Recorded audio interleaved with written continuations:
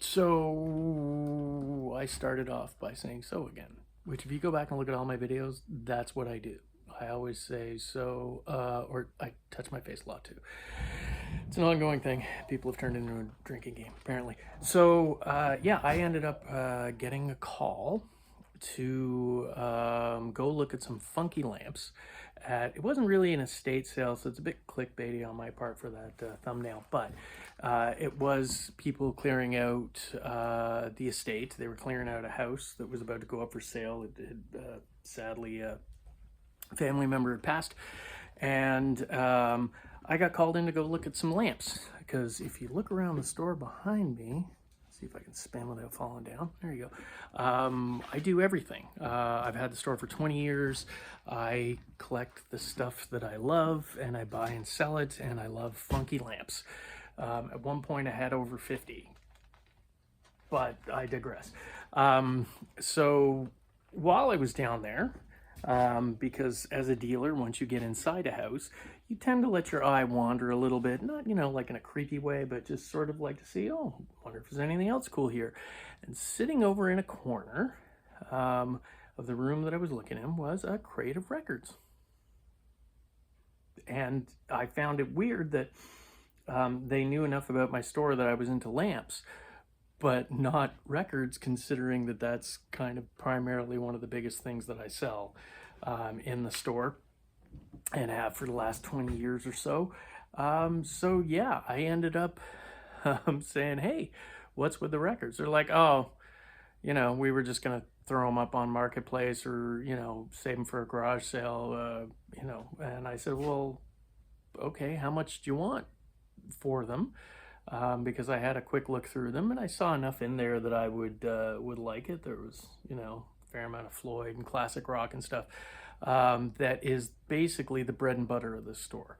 I live out in a rural area, a smaller town, Dunnville, Ontario, and classic rock still is the biggest seller in here. I would have thought by now everybody would have most of the staples of classic rock, especially out here, but apparently not. Or there's new collectors, and the town is growing quite a bit. A lot of new people moving in and rediscovering their record collection, so starting over again. So it's constant sellers. So they were like, is $50 too much? And it's like, no, that's too. So I gave them 125 for the collection, which is still a bargain on my part, but more than what they probably would have thrown it up for $50 on Marketplace, and somebody would have grabbed them for that price. So at least they got a little more. Yeah, so we'll go to that right now. Okay, so here's the stack. Again, records themselves, the actual vinyl, immaculate condition. Like, most of them are incredible. They don't look like they've been played. There's a few little scuffs on a few of them, but the covers, a little bit worse for the wear in some cases, especially around the spine area. But for the most part, pretty happy with this. So we'll just go through real quick. Beatles, the Hollywood Bowl. And these, for the most part, there are some UK pressings, but because I'm in Ontario, Canada, most of these are going to be Canadian pressings. And a lot of them actually are early, or not necessarily first pressings, but usually sort of first year release pressings. So the Doors, Floyd's The Wall. And you can see on this one, this is about the worst thing about these, is that several of the covers, as you can see there, have the glue has given away, which if you've been collecting for, well, I mean, close to 35 years now, often this glue gives out in the end. But it is easily remedied with just your plain old glue stick. People are always asking, oh, how do you get it? It's just go get it, like go to the local Dollarama or whatever near you and get a glue stick. It works really well. Just take the records out, apply the glue, and then just put them under books for a little bit. And then, within a day, it's going to stick fine. So cover the wall. It's got all the original inner sleeves, which is kind of nice. Floyd's The Final Cut, and you can see here what I was talking about. Some things on there. I think they had a cat. I think a cat had to go. This is a UK pressing of Relics. It's the Starline pressing with the textured cover on there. Yeah. Obscured by Clouds, Floyd again. Same thing again, you see the glue is given away, so that's something that'll have to be remedied. Neil Young's Live Rust with Crazy Horse, 2-record set. This one is probably staying with me because I went to go look for my copy of Neil Young's On the Beach, and it wasn't there. I don't know what I did with it. Maybe it's, you know, it might have been misfiled when I was putting it back, or I lent it to someone because I do that on occasion. So this one probably will be staying with me for a while. If you haven't listened to this record, you need to. It's one of the most overlooked, I think, masterpieces of Neil Young's, you know, canon. So there you go. This is interesting. This is a Doors bootleg, and it's the first Flash of Eden. We'll throw it around to the back here. What do we got there? Yeah. So Live at the Isle of Wight. I believe, I haven't listened to this yet. I'm assuming it's the same recording that was released from one of the Record Store Day releases not long ago. That was very limited and has shot up in price, but I think that this might be the same recording. I'll have to listen to it. The interesting thing about this that newer collectors might not know about bootlegs is they often do not have the correct label on them. This one is the Dirty Voices. It's probably just a made-up band. And the reason for this, so I've been told, I did grow up in the 70s and 80s and, you know, knew a little bit about bootleg culture, but I talked to an older dealer who used to have a store back in that time and used to bring in bootlegs.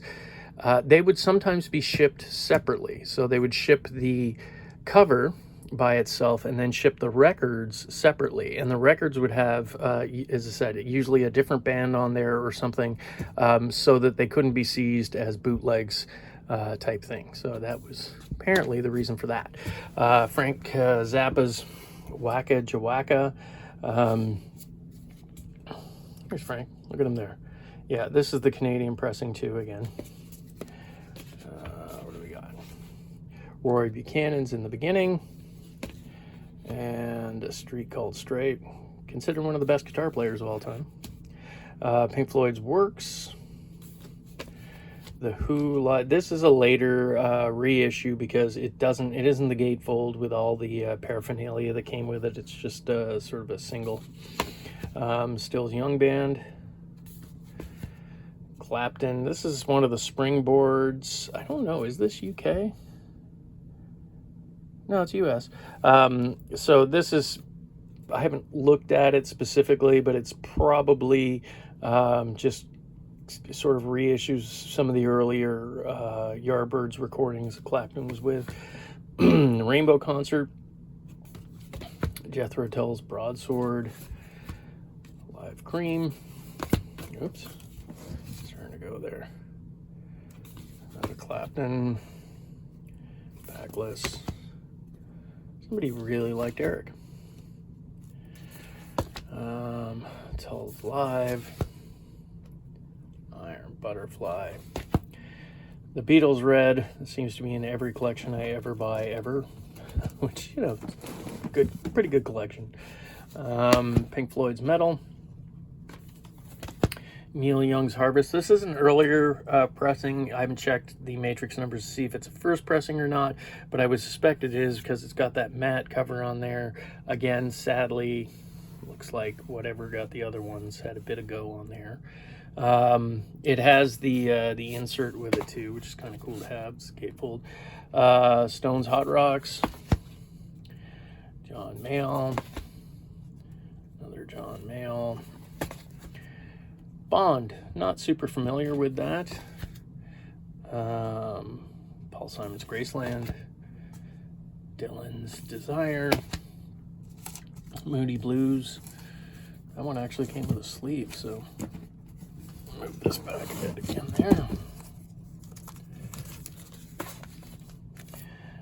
The Police of Synchronicity, Kink's State of Confusion. Huey Lewis on the news. Harrison's All Things Must Pass. You know what? I didn't check to see if the poster's in on this one or not. Kind of say just by initial look, probably not. No, it doesn't look like the poster's in there, but you get all 3 records, which is kind of nice. So almost complete box set, and it's in pretty good shape. Another Harrison box, the concert for Bangladesh. For those of you who don't know, this was a concert that George put on to, it's got the booklet in there, to help with the famine that was going on in Bangladesh at the time. And pulled off quite a coup on getting some of the people to come out to play with him. Ravi Shankar was there. Bob Dylan came out and played. Ringo was there.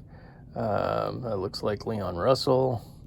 And they did a lot of great things. That looks like Klaus Bormann. And there's all the Ringo shots. So, oh yeah, Eric Clapton. I should probably know that. But he does a lot of his tracks, and they do some other covers and things like that on there. There's Ravi. Let's see. You can go through all this. Yeah. So you can see all the different songs they did on there.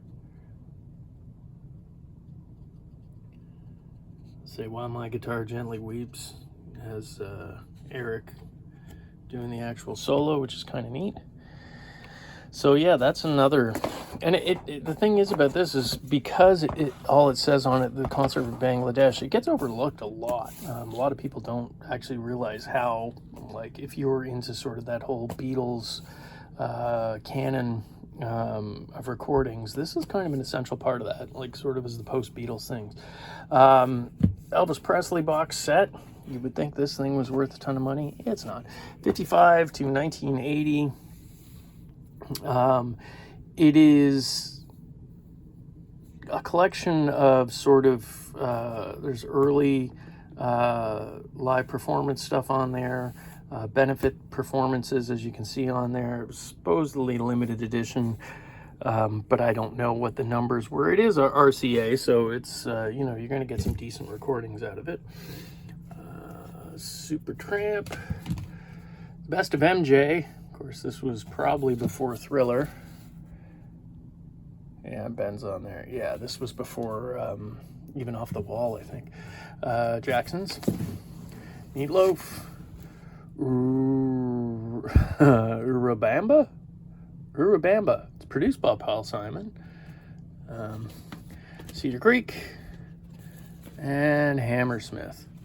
Oh, I'm pointing right there. So there you go. Again, no major home runs. It's sort of the bread and butter that keeps my store going in terms of vinyl sales. So pretty happy to add this, especially at this time, because if you've watched my past videos, the summer, it's easy to get stuff. Because here in Canada, that's garage sale season. And we go from, summer pretty quickly into too cold and wet to have garage sales. And that's where we're sitting right now. It is the nearly the end of November, and there hasn't been a garage sale here for close to 3 weeks. So that's the lean time in terms of buying. You don't get estate sales, you don't get outdoor sales, the flea market's all shut down. So always glad to pick up any sort of collectible or collections during the winter season. So yeah, that's it. So it just kind of goes to show, like, whenever you get your chance, and as I said, an older dealer had told me this, try and get inside the house. I know it sounds creepy. He was talking about when you go to garage sales, always ask. Hey, do you have any of, whatever it is you collect? If it's records, hey, do you have any old vinyl? Hey, do you have any old toys? Hey, do you have any old comic books or cards or blah, blah, blah, whatever. And a lot of times they'll be like, oh yeah, down in the back. And they'll usually invite you inside often. And once you're in there, you get to see the other stuff that they might not have. And often, if you just ask, they'll be like, yeah, I have no attachment. I've been waiting to get rid of that for ages. Off it goes. This was the case. Just wanted to go in and look. I thought I was going in just for a couple of funky lamps that I was told about, and looked over in the corner, and there this was sitting in a crate. So, yeah, pretty happy with that. All right, hope you're all able to find some stuff in your crate digging. Bye.